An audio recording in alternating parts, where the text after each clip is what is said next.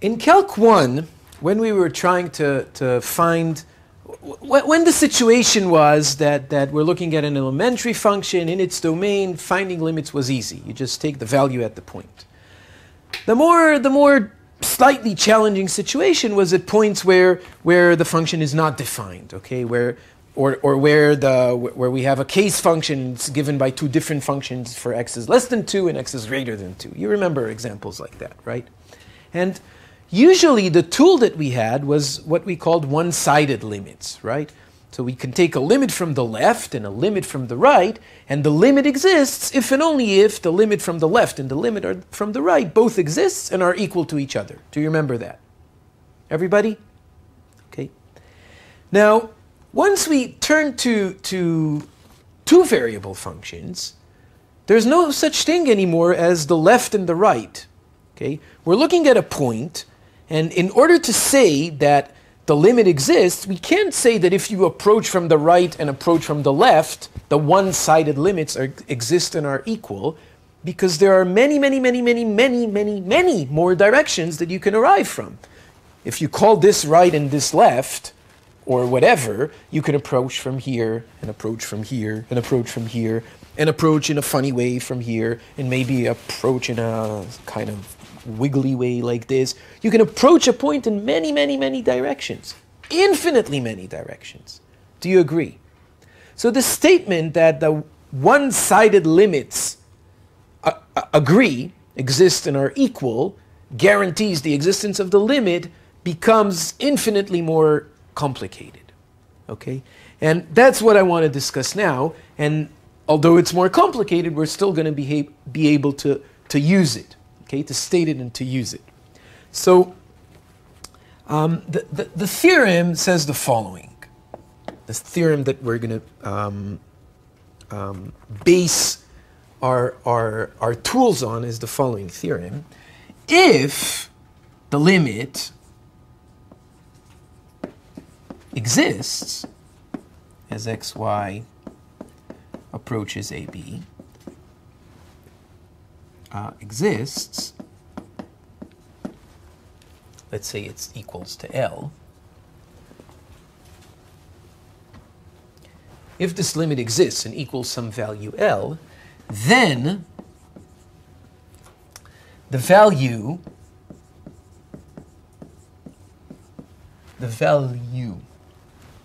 of f approaches what am I missing here? Approaches L. So if this is the point AB and the limit is L, then the value of the function should approach that L in every direction we approach from, along any curve which we follow. Do you agree?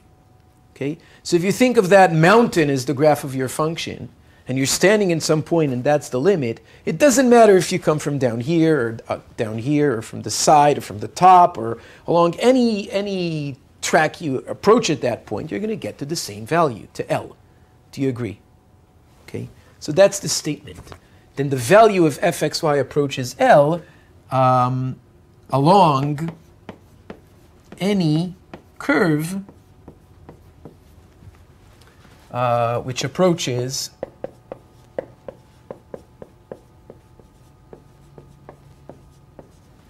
AB. Do you agree to this? Does it make sense? Okay. Now the corollary of this theorem is that if we can find any two curves which approach AB, along which we approach different limits, then the function doesn't have a limit at that point. Okay? Is that clear? So let's write that. So a corollary is, if fxy has different limits as we approach AB along different paths or curves, then I don't want to say has different limits because that's confusing. If fxy approaches different values,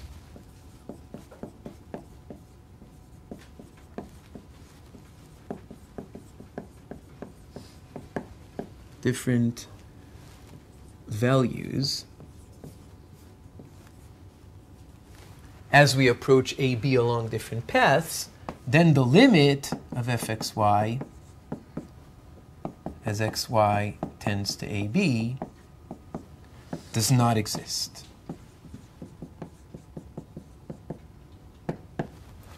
So this is kind of the replacement of that statement about both one-sided limits having to agree. Now there are many sided limits, all different paths you can imagine approaching the point AB, and the function will have a limit if and only if on all of them you get the same limit. That's something you won't be able to check ever because there are infinitely many of them. But that is something you're going to be able to use in terms of this corollary. If you find any two along which you have different limits, then the limit doesn't exist. Okay? So let's do an example. Let's look at the function f of xy equals xy divided by x squared plus y squared. That's providing xy is not 0, 0, and 0 at the origin. That's the function I'm looking at. At any point other than 0, 0, it's an elementary function. The limit at that point is just plug in the values. That's easy. But at the point 0, 0, it's defined differently. I can't just use that theorem, okay? And I want to know, does it have a limit at 0? I have no clue as to what the graph looks like. I don't know, okay? So I'm going to use that corollary. So we will prove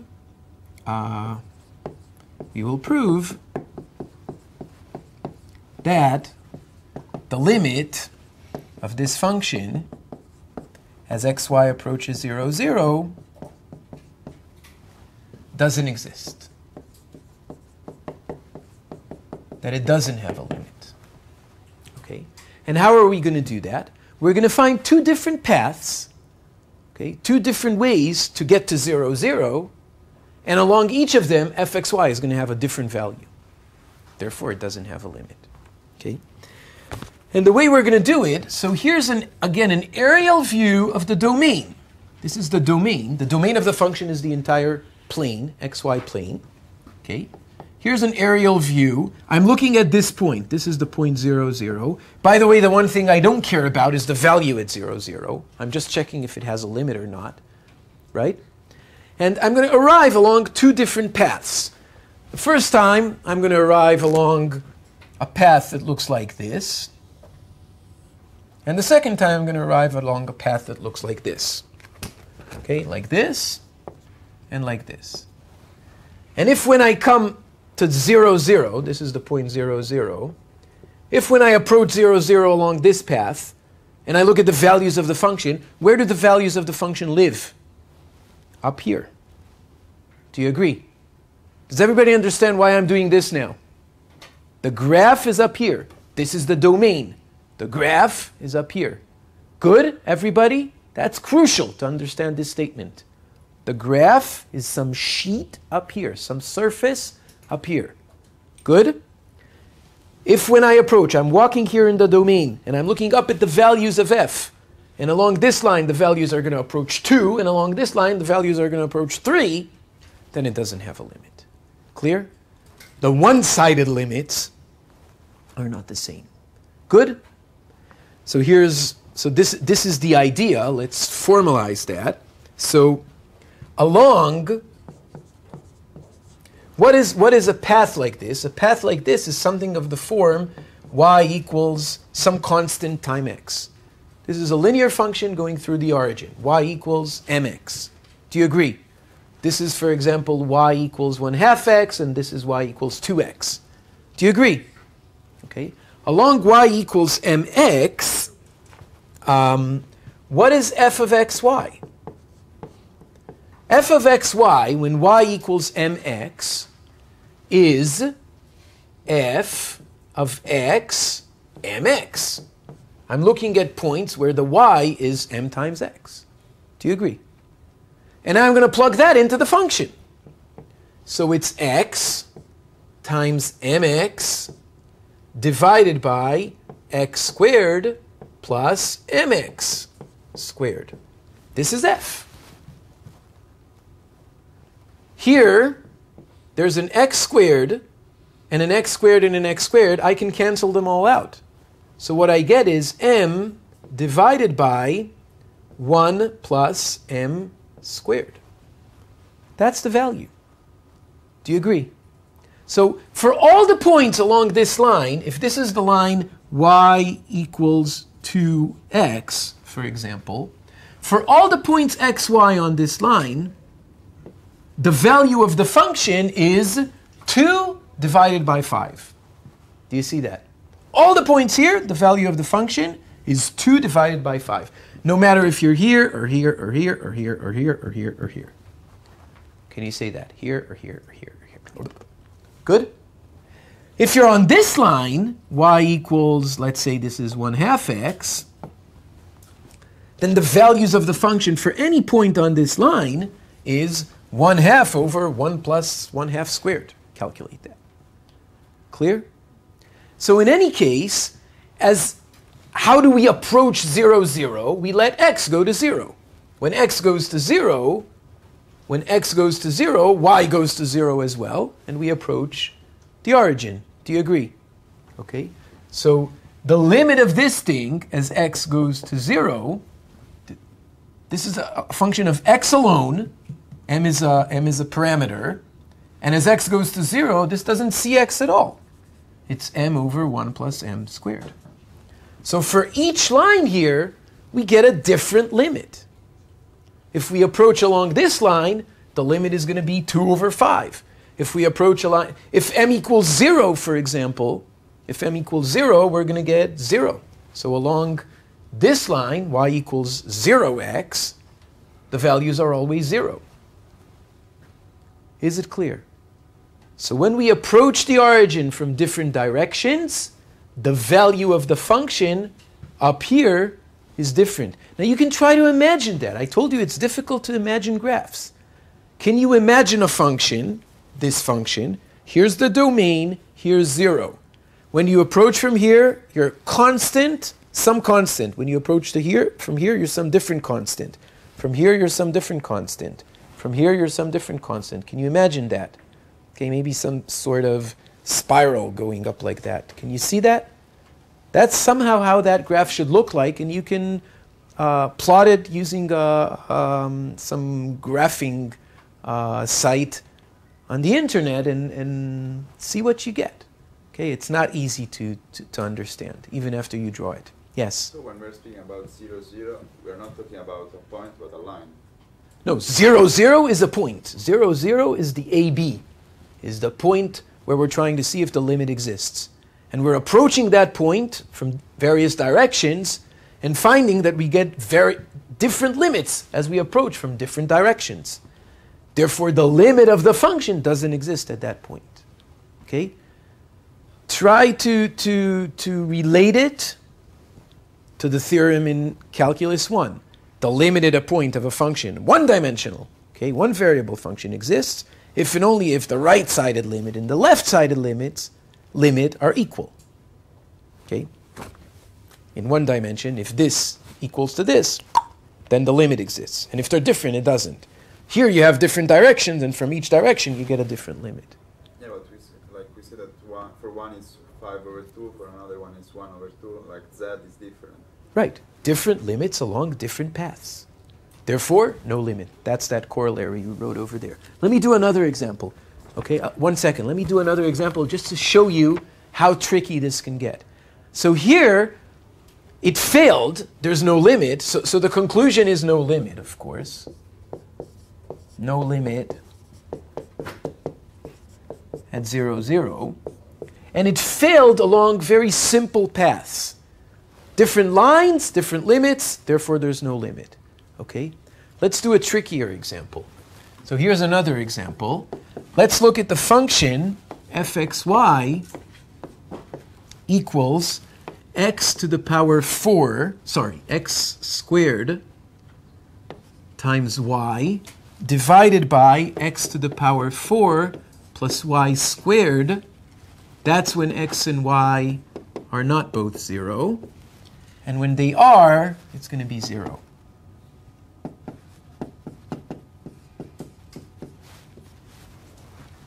Okay? So it's a variation of that other function. But this time, look what happens here. On every line, on every path of the form y equals mx, what do we get?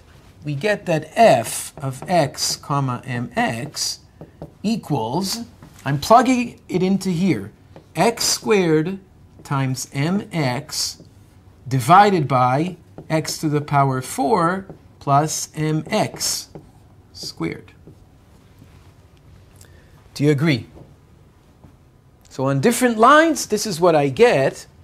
And this time, I can still cancel out an x squared from both the top and the bottom. So what I get is mx divided by x squared plus m squared. Do you agree? But now as x approaches 0,